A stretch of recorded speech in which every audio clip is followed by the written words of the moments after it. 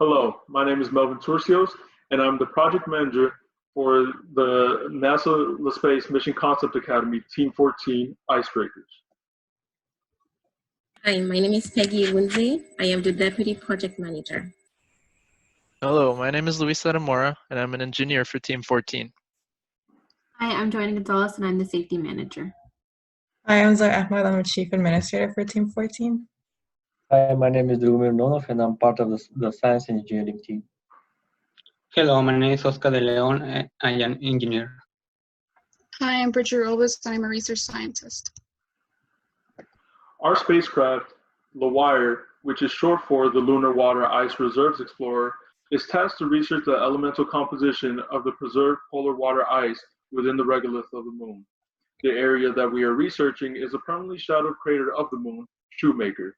In addition to the research gained from the regolith, this will also give us more insight on the evolution of the Moon and at possible areas that may have been inhabited or may be available to sustain life in the future.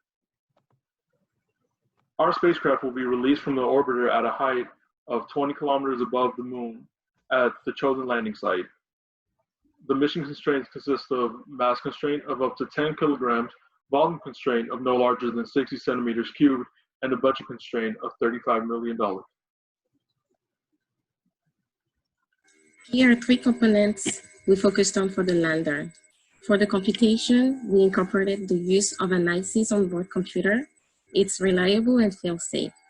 For the navigation, it includes a built-in redundancy and the use of gamma ray altimeter for the precise altitude data. Lastly, for communication, we selected the CubeSat, which will transport the instrument at a fraction of the size. Next slide.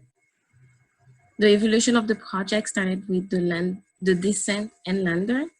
We thought it crucial to have a controlled landing because of the Moon's atmosphere.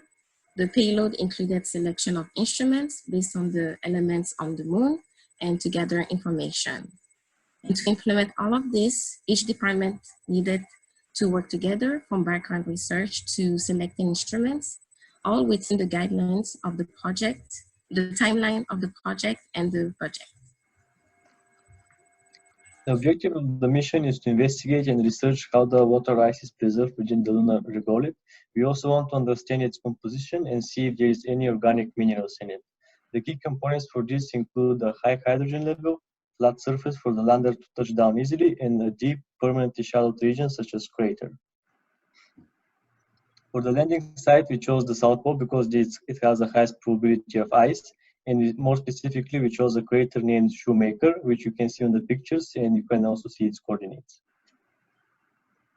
The location was chosen using the JMR software. We used several tools within the software, and one of them is the elevation map. It was used to determine how deep the crater is and the exact variation in elevation and slope of the bottom of the crater.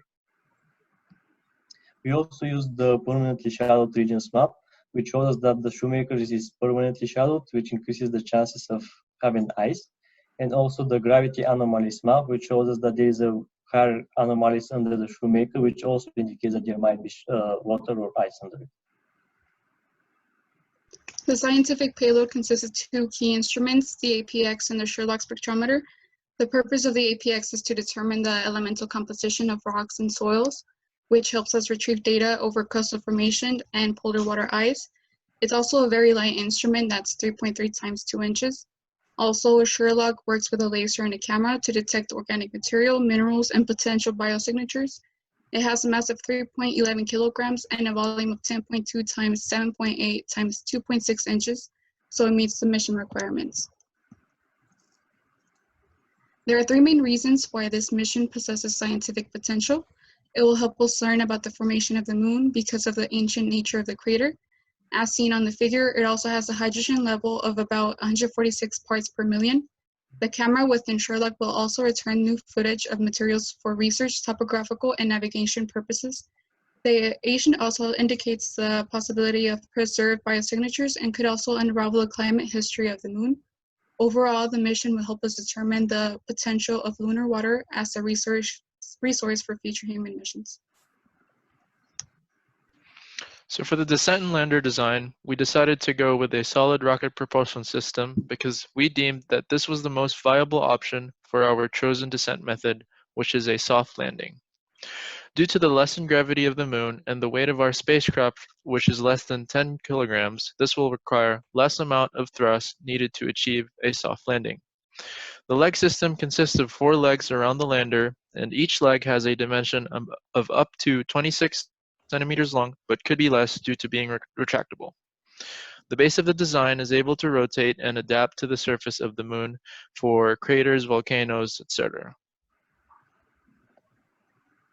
The lander has a dimension of 47.12 times 47.12 times 25.92 centimeters.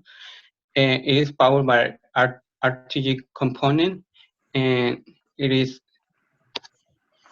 navigated by an altitude control system, which is located on top of the spacecraft. In the next slide, we can see explorer view of the spacecraft. We can see all the components, which is in total 13.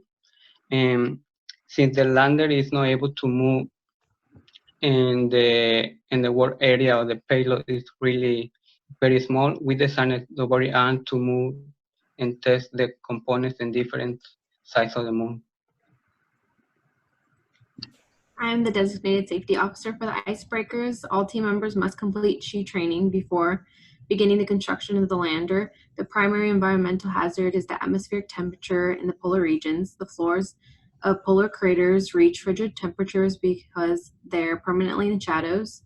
It is important that we can guarantee our lander can withstand the temperatures of the polar nights.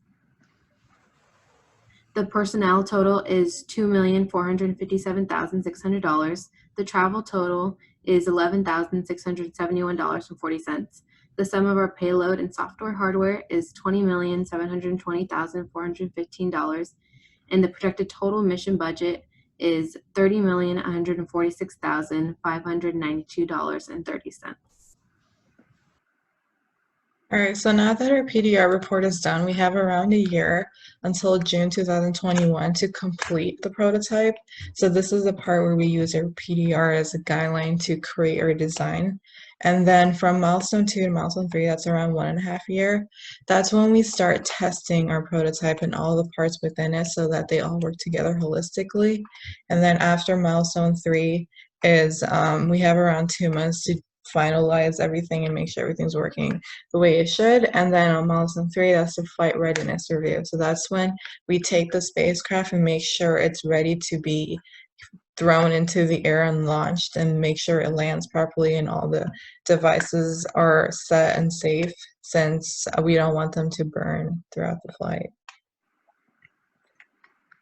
In terms of outreach, we're going to be recruiting interns from universities that are in the science fields, as long as with people in the airline industry and the engineering industry who have expertise in specific parts or systems that we may be using.